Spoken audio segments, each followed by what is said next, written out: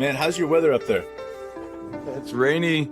It's been wet for days, man, but I kind of like it better than when we have like Secret Service everywhere like we did last week with Biden and Trump both making speeches up in this neck of the woods, man. We'll go back to being Northeast Pennsylvania and ignored by the rest of the country as soon as possible, bro. Yeah, I can understand that. That can probably get pretty annoying. Obviously I live here over by the Potomac River in Bethesda here, so... Yeah, you can have all these fuckers back, bro. I get it when it's like, I can't handle all this traffic. Yeah, no doubt, dude. I'll take them all back. But, man, I gotta say, real quickly here, I'm gonna throw it right back to you before we do anything else, but we kind of struck a nerve, didn't we? Yeah, man, I just want to shout out to Chencho, man, and say thank you for disagreeing with us. We disagree with ourselves. We hope we're 100%. wrong. We deeply, deeply hope we're wrong. We want Shai to be on this team in 5 years, in 10 years. We want him to retire a Thunder player, but we've been a Thunder fan long enough to know that not everybody who puts on that uniform is going to be that guy. In fact, we have a long list of guys that we hoped would be one of those guys, be our Tim Duncan type guy, but in the end, the only guy I can think of is Nick Collison, right? Like, that's the only guy that's made it the whole time with just one uniform, and that's good enough for me. I wish it was more. I wish it was KD, Russ, Harden, Ibaka, you name it. That would be great. But it's not. So here we are, and we're looking at it, and we're saying, how does Chet's injury, realign things? And if you're going to reshake things, then let's just look at this. Okay, let's do it. Does Shai really fit in with the team if it's going to be Giddey and Chet's team?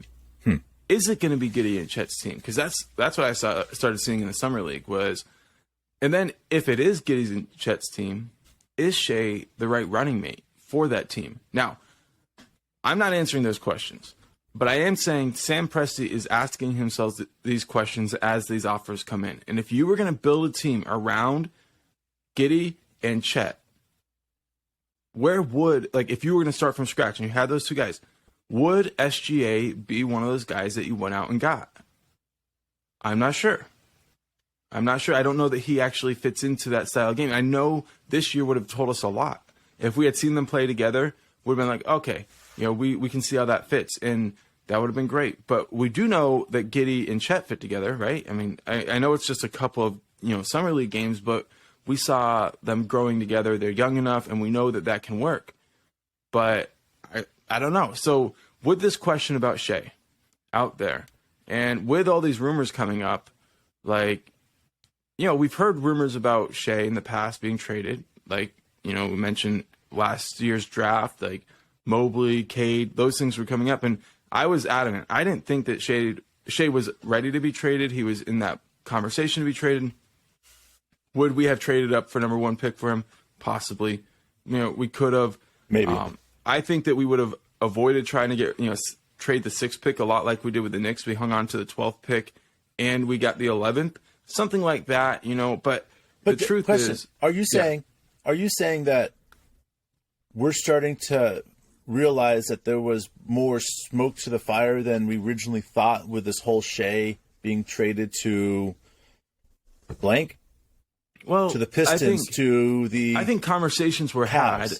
I just think that, Presti can have conversations with people without actually, giving into their demands or even getting close just to see things. So I think there was a lot, I think there's always going to be conversations. But, yeah, I mean, was Cade for Shai ever on the table directly? I doubt it. I bet there were conversations that were centered around that, but I don't think that would be advantageous for either team at that point. Sure. It could have been, but I think it would have been more like a combination of things that Shai would have been a part of. And whatever. Either way, I don't even want to think about it. That was then, I mean, I don't want to be derogatory towards Shai, but he had a year last year where it wasn't up to what we had kind of expected him to be. So was it a step back? It wasn't a step back, but there were some questions that were started to ask. And I think you have to say, next year, are we going to have the same issues that caused problems for Shai last year, namely space? Yes, we are going to have spacing issues again this year. Okay, so that's kind of how you get there. Like, is this the best thing for everybody involved? We're a young team. Of course, we're gonna have spacing issues. You know, like that. That's the issue that like I keep on going back. Like you said, to me, there's a moment that a player recognizes that a team isn't the team that they need to be with. You know, we saw it with Russ, we saw it with KD, we've seen it with all these other players that have come and gone, CP3, Al Harford, PG-13, like we can go on, Carmelo, the list goes on, right? They come. It happens to everybody except for such a small number that it's impossible to really tell which ones those guys are. Right. These players, they come to us, they want to revitalize their career, they want to get whatever they want to do. They want to go back to the Celtics. The only way there is through us, right? So they decide that they take whatever it takes to get there. Now, am I saying that Shai is going to Sam Presti and saying, hey, Sam, I want to be traded. I need to get to that point where I make this extra money, right? So now you got a situation on your hands. Now, if I'm Sam Presti, I'm looking at this, 30-something million, 20-something million, whatever it is, extra money, right? I've got two things I can do with it. One, if I am truly committed to Shai staying in Oklahoma City, I can take that restrictions off that. I think he has the power of doing that and guarantee that money. Yeah, right? I mean, that'd be meaningful. Truly meaningful to a player like Shai. Now he's like, okay, now I just have to go out there and be Shai. I don't have to do anything else. I don't have to, live up to the expectations or anything else like that. Or Sam Presti says, okay, Shai's probably not going to get all-NBA team unless we make the playoffs or get close to making the playoffs, right? That's the thing I think about we're looking at.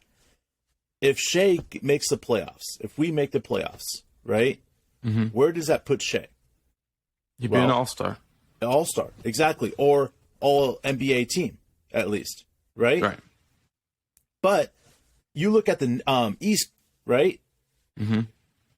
Now you're starting to look at the West where you have PG-13, you have Russ, you have the best of the best as point guards in the West. Russ isn't going to get a lot of credit right now, bro. What's that? Russ isn't going to get a lot of credit right now. Well, I get that, but Russ is going to be different this year. Yeah. Okay. Well, for him, shit. I have a lot of faith in Russ and him figuring out how to play with next to LeBron and AD and Patrick Beverly. Yeah, dude. So with with all this, bro, it's and look, I get and I appreciate once again what Chencho had to say, which is this would have to be initiated from Shai. And everything we've heard Shai say up to this point is he's happy, he's buying in. But is he ever going to say anything other than that? No, he's not. He's not going to say anything on that. It would be if he did go out and start talking like that in public, it would be very here's the reality. Damaging. Here's the reality. We saw it with PG-13's trade, okay? First of all, to us. When PG-13 was traded to us, we paid very low. Why did we pay low for him? Because he wanted to leave the Pacers. It was, I'm out of here. I'm not re-signing. I'm not doing anything. I'm out of here. Right. It's different. You know what I'm saying? Yeah. Like, you have a player, and then all of a sudden we're able to say, no, we're not trading that player, and then we maximize his contract or getting him in return. Now, after the trade happened with the Clippers, everybody started coming out and saying, oh, yeah, well, nobody knew about it because it happened so quickly. And it was like Sam Presti, took two teams, which were the Raptors, right, and the Clippers, and they played them against each other. Yeah. And essentially walked away with Shai plus 5, Gallinari. Just an insane amount of stock. So we're hoping the Knicks are really interested in making a trade like this. Who would be the Raptors in the situation that Presti could negotiate against the Knicks?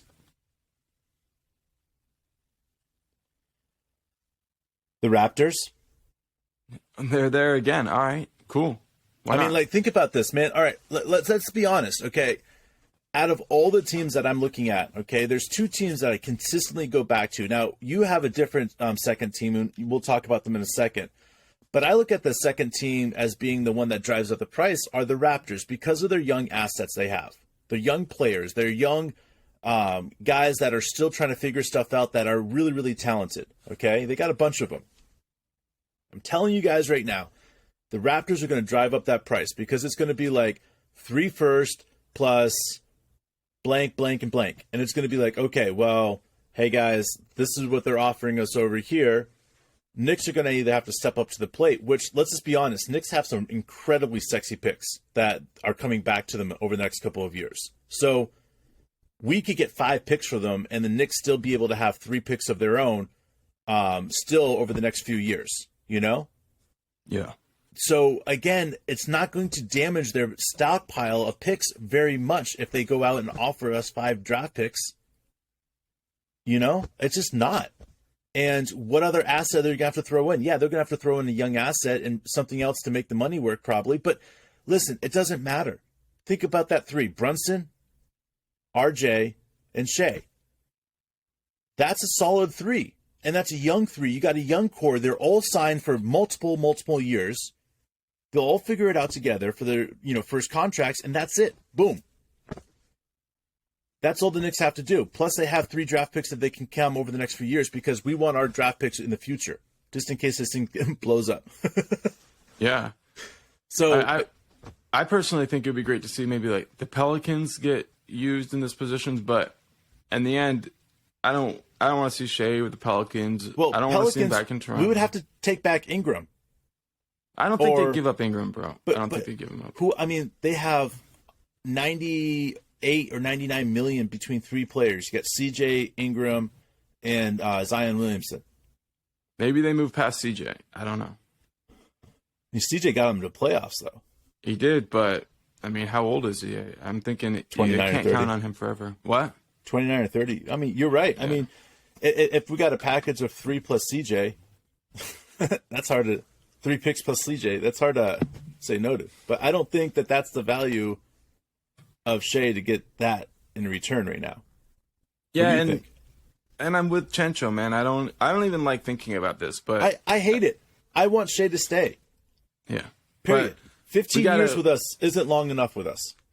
But we got to avoid sticking our head in the sand. And what I mean specifically about that is in reaction to Chet's injury. Because we know that he's going to be out for a year, but we don't know how far that pushes the Thunder timeline.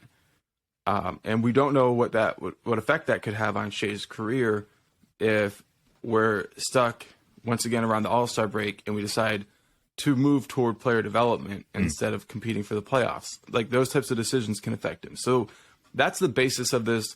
But I wanted to take a minute real quick and share with everybody a little thing that Presti said. This is a little bit old, so you may have already heard it. And if you have, it's worth listening to again. But Presti was talking about Chet's injury and just overall, like, as a community and different things like that, how we can react. I want to go ahead and play some of that for you guys.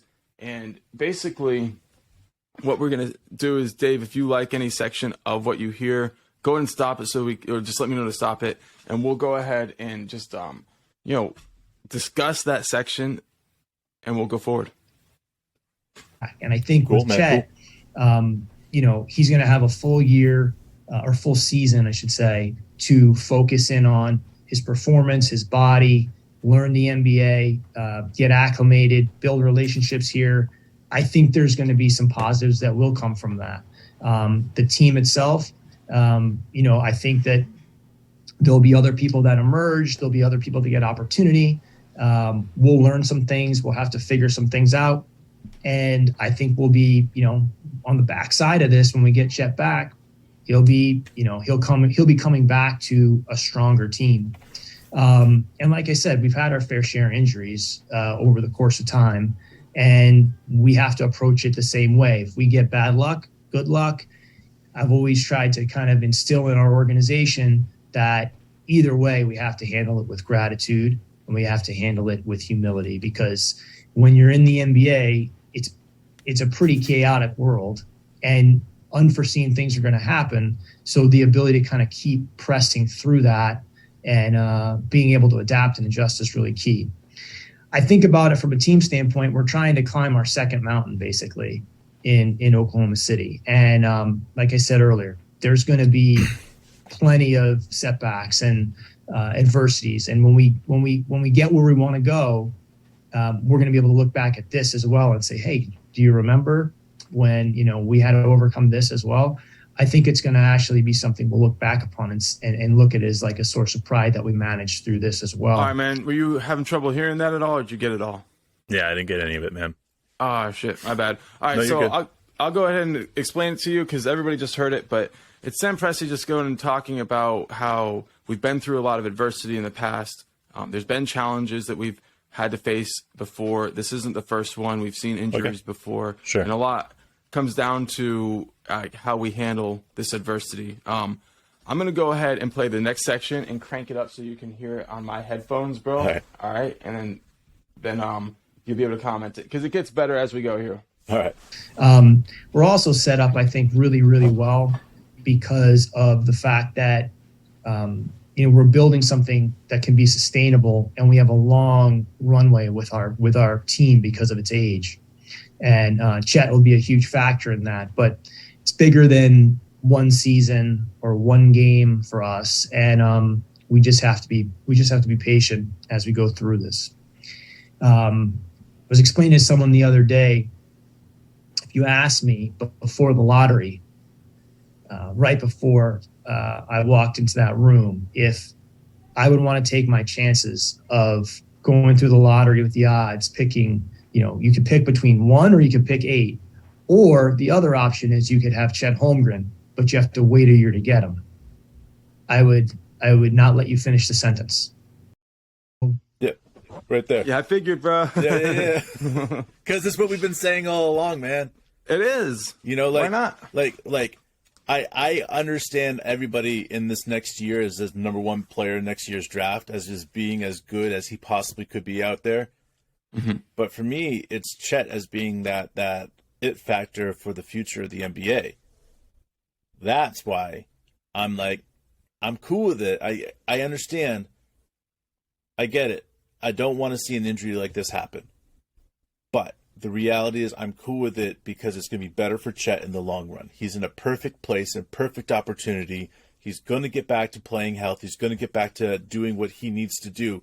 Any other team, they'll be trying to get him back before the end of the season. Yeah. That's not here. We want him to be healthy for the next 20 years of his career, period. Yep. And he's going to be 20 years old at the start of next season.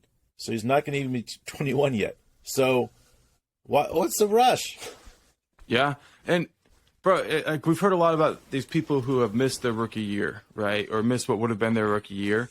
I've heard somebody mention David Robinson, right? Well, he was in the Navy, right? So he had to, serve it. It wasn't injury-based. But another guy I haven't heard anybody mention, but the way that Presti describes it, it really reminds me of Larry Bird. Now, this happened before I was alive, so I can't exactly, say for sure, but I'm pretty sure it was Red Auerbach who picked Larry Bird a year early in the draft before he could come out of college. And everybody's like, why did he pick that guy? Well, it's Larry fucking Bird, right? So Larry Bird goes back to college, and then he goes and plays for the Celtics. Okay, so they picked him a year early. Is that what happened here? We got a player... And we were hoping to have him, but with this injury, it's almost like a Larry Bird situation more than anything, right? But I guess kind of like Blake Embiid, because it's a modern day Embiid, right? They get to except it's not as serious, I don't think. Right, and they get to be around the team, right? Versus having to be. I'm not a medical expert, but I know if you sat down with me and told me what injury was what injury, I would be like, I'd rather Liz Frank, to be honest. Because, yes, it's going to suck. The recovery is going to suck. But the reality is that it's a guarantee success as long as you do things properly. So yeah, I mean, as close as you can on a foot injury. Exactly. So for me... Excuse me. I'm sorry. No, you're good, man. You're good. So for me, I'm looking at his injury. I'm saying it sucks, yes. But, Embiid is now one of the best centers in the league, and he was one of the best centers in the league the second he started playing big-time minutes. But if you think about his second year, he was restricted. I think there was like times that he was only playing like 12 or even 18 minutes in the game, and he was putting up insane numbers. So this is the process. This is what happens. And to be honest, I'm not worried about it, right? Yeah. What I am, though, is I have to say I am looking at it like when push comes to shove. And as we go back and listen to more of Sam Presti here in a second, is what Sam Presti is saying to me is everything that we've been, in a way, echoing, is what's best for this team, what's best for the future. And so, again, us talking about what we're talking about right now, it might be uncomfortable, right? It might not be very fun, but we're talking about it because it's what's happening inside the organization, whether or not anybody will ever say anything like that. Yeah, and like you said, it sucks, but like we're not coming here because we want to tear this team apart. We're saying if Chet is really the centerpiece of the team, if Giddey is really, like, we're talking about Batman and Robin, like, we have to make sure that we build the rest of the team around them. 100%. And that's what we're talking about. So here, let's go ahead. You ready? Ready, man. Do it. All right. Hit me up. More Sam. Here we go. So, yes, it's a little bit of delayed gratification, but that's okay. You know, that's part of where we're at right now. But we're still in a very advantageous position because Chet's in great hands. Dottie and the group are doing a great job with him. He's extremely motivated, and he's going to be able to find value and work on himself throughout the season, even though I know that he'd like to be on the court. If there's one thing I could say to our fans, I think this is important. This is Chet's first experience really in Oklahoma City. And I think that it's a very special place to play.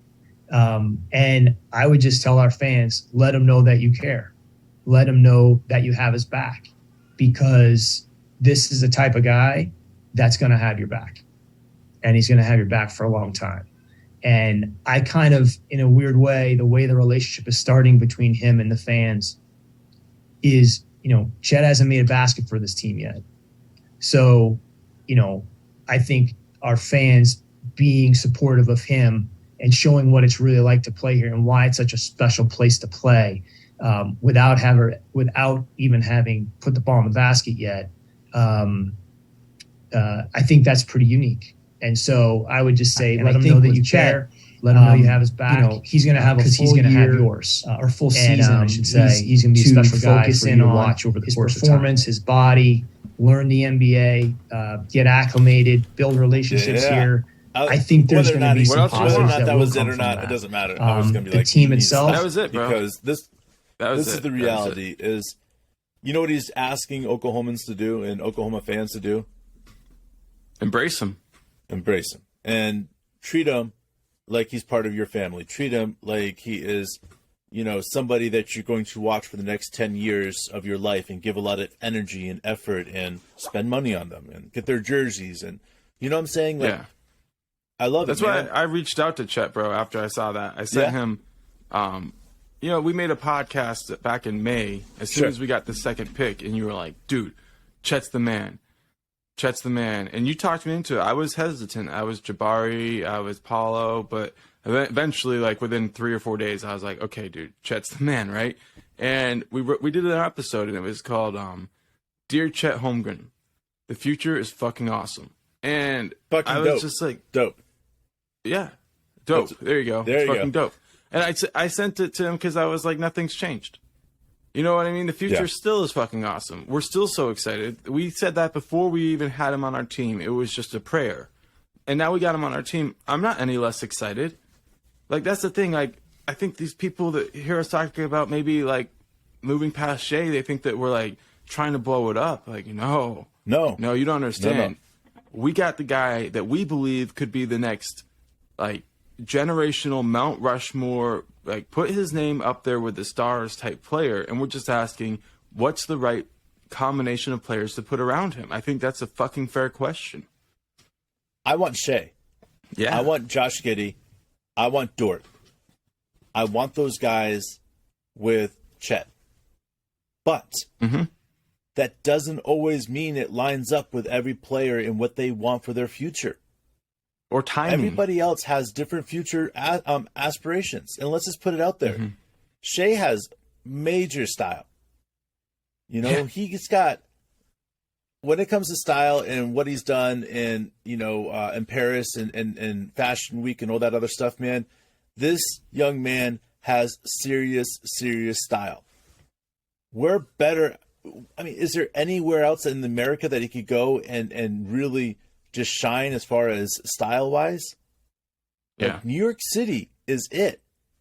And if New York City is reaching out, and everybody knows when New York City reaches out and says, hey, we want you. You know, the Knicks are saying, hey, we want you. Right? And we value you more. And that's why we didn't offer, you know, more for Donovan Mitchell. You know, Donovan Mitchell's a phenomenal scorer, right? But he's not a leader. He's not a point guard. We think you're the future. What is it going to take to get you here to the Knicks? Right? Yeah. Well, first of all, it's going to take Shai going to Sam Presti. Okay? That's the first step, which I don't want. Okay? If this happens, it's going to break my heart. That's got to start there. Number two, it's going to be the Knicks saying, Sam Presti, here's our assets. Here's our young players. What do you want? Because that's the only way this is going to ever happen. Yeah. You know, like that's the only way. And if that happened and the Knicks gave us, you know, essentially keys to their bank, like, could Sam Presti say no at this point? Well, I don't know. Here's the thing, right? What would, you know, the keys to the vault or whatever mean for the Thunder when it came to 4 or 5 picks? You know what I mean? Like, I think it would be pretty significant. They've got Detroit's pick. They control Detroit's first round pick for the next like 3 or 4 years. Knicks do. I mean, like, that's the thing, is that they have the pieces, Mark, to significantly make something an offer sheet that if Shai wants out, Sam Presti couldn't say no to. Now, if Shai's like, you know, telling the Knicks people, fuck you guys, I gotta play next to Chet and Josh for the next, you know, 10 years of my career, fuck off. Like, that's what I'm hoping he's saying. That's what I'm hoping he's saying. You know, like, yeah. But the reality is, I don't want to dig into it too much more, but I mean, if you think about what he said in that one press conference where he was like, you know, playing off the ball isn't option A. Like, we didn't say that. We didn't make that up. I mean, this is like how he sees it. Look at Brunson. He knows how to play against a ball-dominant point guard. Right. Play with a ball-dominant point guard. This is a perfect setup for him here. And again, I don't want this. But again, we don't have any say in this. And we're just talking about something that could be a possibility. Look, and Shai is the most loved player in Oklahoma City right now. So we are probably pissing off probably 95% of the people who listen. Like, I love our guys. I love all you guys that are listening, wherever in the world that you're listening. I love it, right? I want Shai to be on our team for many years to come. And the only reason we're bringing this up is because Mark and I have sat down and looked at Shai's career and the trajectory of his career. Okay? He's in the same draft class as Luka, as Trey. You know, these guys that are already making the All-Star and known as perennial All-Star players already, right? Mm-hmm. That's got to be frustrating because he can't blame himself for this. He can't be like, I'm the cause for this. You know what I'm saying? Yeah. You know, I go back to when the Thunder were playing against Washington, okay? I almost said the Bullets, but Washington Wizards, all right? Yeah. So we're playing against Washington Wizards. The year that Shai had the plantar fasciitis or whatever, that injury that he could have probably played through or whatever. And I'm watching Bradley Beal come up to Shai and point down to Shai after the game and point down to Shai's foot and get thumbs up, and then Shai goes next to him and whispers something, and Bradley Beal starts laughing and like, all right, gives him the thumbs up and stuff like that. I'm not only bringing this up. It's not like I'm like trying to read minds or anything else like that, but it tells me like Shai's injury wasn't serious enough at that moment to keep him out of games. Unless the games didn't matter. The games didn't matter. So why are you going to go play your soon-to-be superstar in those games? You're just not, Yeah. So, again, that's what that's telling me, is that Shai was ready to play during that time. So does it irk him? Does it make him upset sometimes when he's not out there on the court playing? Dude, yes. We are all... Anybody that's played any sport at any time in their life, if you're fucking sitting on the bench and you're thinking that you're pretty good at play, and you want to go out there and just compete and play, and you can't because the organization's getting picks right now, like at what point is that going to be too frustrating for you not to move on? And that's what we're saying, and that's why we're bringing it up, is because like at some point in a player's career, they're going to say, boom. Now, if he says, I'm committed to the team because of Chet, because of these draft picks that we just got, I'm all in on this team, then I'm saying this team has a possibility to keep Shai. But that has to be a buy-in 100% by Shai. I feel like when I've listened, and by the way, I've listened to more Thunder podcasts over the last couple of days than I have in the last 2 years, because I really, they bother me. Okay, these other podcasts, the way that they perceive the team. But as I started listening to these, I started realizing, like, bro, they are all in love with Shai. And they should be. But 100%. These people were like the same people that wanted to trade Shai earlier. So now we're looking at it and we're like, hey, the timing wasn't right earlier. Right? We weren't going to get the value that we could get now. And the teams weren't the right teams earlier. But now they are. So I look around and all these people are like, mine. Shai is mine. Yeah. Shai is mine. He is mine. And I'm like, aren't these the same guys that were cool with trading Shai for Cade or Mobley a couple years ago? Yeah, they absolutely then were. What the fuck just happened? I don't know. But here's the other thing I think about. Like, these guys are probably like very, very, very bad at relationships, bro. Like, they probably have this mentality of trade up. I know what you mean, but dude, you've maintained a marriage for like at least 15 years now, so you understand, like, if you want to be in a relationship with someone, you can't be like, haha, I got you to say till death do us part. Game over. You can't leave. That's it. Like, if you make it so the person wants to leave, that's your own goddamn fault. Like, your job as a husband or whatever is to make it so it's worth it to stay, to make it awesome. Like, I hear so many people who grew up in church and stuff, and they're like, oh, marriage is for life. Like, no, it fucking isn't. Marriage is for exactly as long as it's a good deal for both parties. Because people are not going, oh, it's for life. But you know what? People aren't staying married as long as it takes. Like, you see the people who do, and they're shells in themselves, like, again, the truth is this is similar.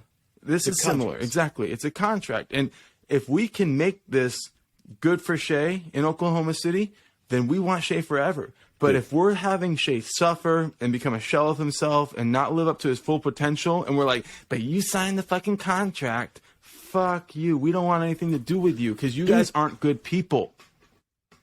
Here's the thing. When Kevin Durant left, right, there's all these whispers about Sam Presti and all this other stuff. It hurt Sam Presti's feelings. It would hurt my feelings, okay? Especially coming from some of the KD circles. But what happened after that was one of the most phenomenal, amazing things I've ever seen in my life, is the way Sam Presti started treating, and it was like this all along, but I started watching it because I wanted to see if some of the stuff I heard was possibly true, here's KD leaving and saying stuff about this and that. And I'm like, what's going on? Why is the organization I love seem to be in turmoil right now? And then I watched him do what he did to get PG-13. And then I watched what he did for Russ. And then I watched what he did for CP3. Then I watched what he did for Al Horford. And then I started thinking, like, damn, like, his love and passion for these guys is deep. It's big. And that's where I keep going back to over and over and over again, is that, like, for me, I can't help it. And I know for a fact that what Sam's trying to do is best for the organization long term. And what that is, I just don't know, Mark. Like, I want to say, you know, to Chencho and these other people that continuously reach out or you know, write a comment on something that we've done and saying these guys are crazy. Like, listen, I want to say we're crazy 100% about this. And we keep Shai, and we look back at this and been like, okay, those 3 podcasts that we talked about Shai possibly leaving Oklahoma City, that was burn them down, flush them down the toilet. Yeah, flush them down the toilet. That's bullshit. Like, I hope we're talking about that in the future. Because me too. That to me means that, like, this Shai's pretty much doubled down on staying here on the team. He's made it known that this is where he's going to stay. This is where he wants to be. That's what we're talking about. That's the money, man. That's the moment that whoever's on this team, whatever players on this team, they see that commitment in the player in Shai, right? That's what the leadership we want. Here's the thing. If Shai wants out, right, that's not a good leadership style that you're coming. Like, you do whatever you want. I don't want to be here anyways. You don't want that leadership style. Yeah. If Shai comes and says, I want to fucking be there, I think this team is going to be the best team in the future.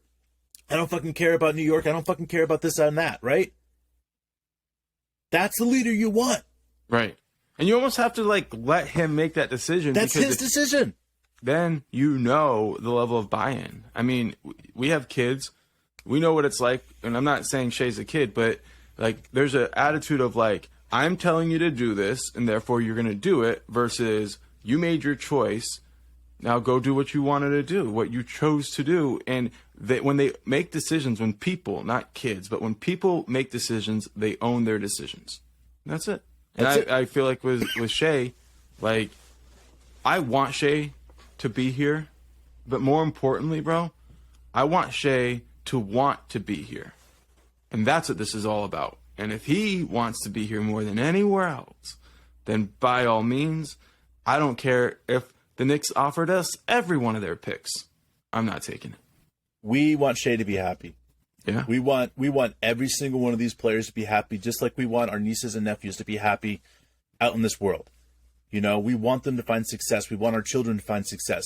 We want these guys, we want to be able to cheer for them for, you know, generations down the road. When I say generations, I'm talking we can cheer for a player for generations after they played and retired with us, because we're always going to look back at those moments that they won the MVP like Russ did, and those years that he did what he did against Denver and 50 points and triple doubles and all that other stuff, right? We're going to look back at that for years and years and years as those happy, happy moments, man. So when I say generations, I'm talking for the next 30, 40 years. These moments will bring us happiness. So I want Shai part of that. I want Chet part of that. I want Josh Giddey. I want the guys that we have on our team part of that. But in order for them to be part of that, you've got to want to be there, and that's that. You've got to say, Oklahoma City is the place I want to be. It's the place I want to retire. Kenny's Hustle's made that commitment. You see, he took what I would consider one of the better contracts in the NBA, especially when we start playing the way he's going to start being this. I mean, I think he's going to probably win a couple six-man award by the time he's done with his career. And he could even find a starting position and just dominate in that role. So Kenny Hustle, I'm excited about Dort. I think that he has an opportunity to be the defensive player of the year multiple years in his career. These guys are big time, and they have committed to stay, that they want to stay in Oklahoma City. I think if Dort played this next year and he got into open market, he makes more money than he took right there. Period. And I think he knows that. I think the people inside. But I think that he said, I want to be here in Oklahoma City. I want to do what it takes for this team. Last person that we have to figure that out from is at this point is Shai. Now, he made the contract. He made the big contract. I mean, that's a huge, massive contract, right? The contract isn't life binding, like you were just saying. It's not a, once you commit, you're not leaving. That's not the way it is. Sam Presti, I believe, has opened that up for the players to come out and say, hey, I need you guys to do this. I want you guys to say, I want to be traded or whatever, if that ever comes up. So that's where it's at. And even if that happened, we won't find out until weeks after a trade has probably already been done or a trade's been discussed and nothing was able to be worked out. Weeks after that. Well, it would have been longer if it wasn't the Knicks involved. Again, that's a leaky ship, bro. I mean, do you think, I mean, think about who's the GM for the Knicks, right, man? Right. You so think Leon Rose, supposedly. So I'm looking at it like this. Leon Rose, right? I mean, as the people that work with other agents and all that other stuff, why wouldn't you be calling Shai's agent to say, is there any possibility he wants That's to where be you start. Like, that's where you got to start. Why? There's 0% I mean, if you look at what chance. the Knicks did, they might hire a relative first and then go that direction. Wait, is it Jalen Brunson style? Doesn't Shai have a brother or something like that coming up? I'm sure they have somebody in the family. You know what? He's probably like 16 or something like that. They should just like hire him as like the athletic trainer for like $8 million a year, man. There you go. Internship. So I mean, look, obviously we feel very strongly about this. We want to keep Shai, but we also feel like, given the Thunder's timeline and the glimpses we've seen of Giddey and Chet, and I think the Summer League was on purpose from Presti. He was trying to give us a deep glimpse of that. Now we have to look and say, let's hold our breath. We got, a month and a half, maybe a month and a week till the season starts, something like that. Yep. We're getting close, man. And all I can think about at this stage is, like, I just want this team to get out there and play. Like, I want to see them out there playing. Because if we can get to the tip-off of the season, it's very unlikely we're going to see any major trades in this season. Like, that just doesn't Sam Presti's way, mid-season trade. I mean, it could happen, but I'll feel a hell of a lot better once we get to tip-off. So we're holding our breath until then. We hope that you guys continue to join us, even though at this point, we're talking about some shit that really probably pisses you off. We appreciate it. You're still here because it matters. I mean, we have to be realistic. So let's talk about it. And thanks for joining us. On Friday, we're going to be back. Try to talk a little bit more about the actual team we have and not rumors flying, but we'll see. I want to talk about J Will. Yeah. I want to talk about JRE. I've been like itching to talk about those guys and the impact that they have for the future, man. I'm stoked. Well, I got it written down on my whiteboard. Perfect. Hell yeah. That way we'll make sure we get it. I've got all sorts of shit up there. I've got J-Dub for Rookie of the Year, SGA hostage situation. All that type of stuff is written on my board. So we'll get to J Will and JRE. But good. Cool, man. Well, we're pumped up. We appreciate you guys continuing to join us. If you're joining us on Apple Video Podcast, thank you. Our podcast jumped in the rankings, and we weren't expecting that. Man. So now you get to see Dave's beautiful face all over your iPhone every time you search OKC Thunder in your podcast app. We're also on Spotify. We have the audio and video version up there. And recently we're on YouTube. And what is that, Hawaii, bro? Shout out to Hawaii. It's just high. Okay, but here's the thing, bro. Speaking of Hawaii, bro, like legitimately, we got a massive number of Hawaii listeners over the last week. Really? Yeah, like you lived in Hawaii, and I was like, man, maybe it was a delayed missionary effect or something. But here we are. I know there's bro. Thunder fans in Hawaii, so thanks guys for listening. I lived in Everett Beach. For you guys who are still listening from Hawaii. Everett Beach for 3 years. I love the community there on Oahu. Would do anything to go back. Seriously, it's an amazing little town. Sleepy little beach. Pretty awesome, man. You used to do some hikes, bro, like up to some random places up on Diamond Head, shit like that, right? Well, yeah. I didn't like to go where there's a lot of people. I like to get stupid. So We all I would like being go stupid. to all the places that like no one really knew about. So I would go off-roading. A lot of that was like exploring the tip of the I call it the tip of the island. But that's Kayana Point for anybody that's listening that knows about Hawaii. You go to Kayana Point, there is a bird sanctuary out there for albatross. It is truly spectacular. But out there, there is a ridge that you can climb that is one of the greatest hikes I've ever been on. And I actually did it well over 10 times.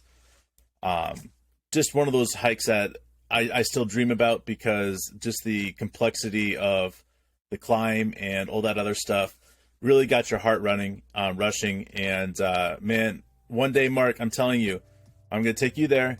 I'm going to show you that place, and you'll never want to leave. It's pretty spectacular. Yeah, I've seen some cool pictures, some old military bunkers and things like that. But if anybody has any questions about Dave's hikes and wants to find out where they are, his email address is at the bottom of this podcast. Email him all you want. He's really good at replying. So we appreciate everybody joining us. Here's a little music on the way out. Hell yeah.